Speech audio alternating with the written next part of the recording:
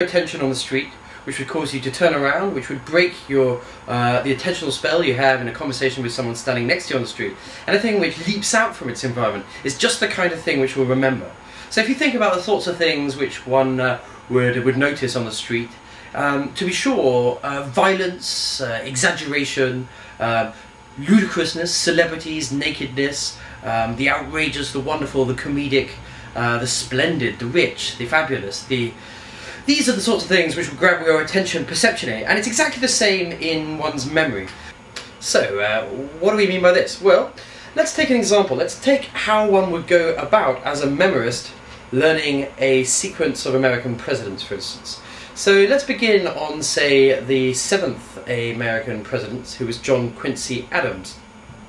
Now, John Quincy Adams is a name that will very quickly slip the mind because it doesn't engage the mind. It doesn't trigger one's capacity to imagine. It doesn't result in one's mind leaping for joy and creating a very thick, rich picture of what's going on. So instead what one needs to do is find alternative ways for this name to give rise to these rich kind of representations in the mind which are so useful for remembering.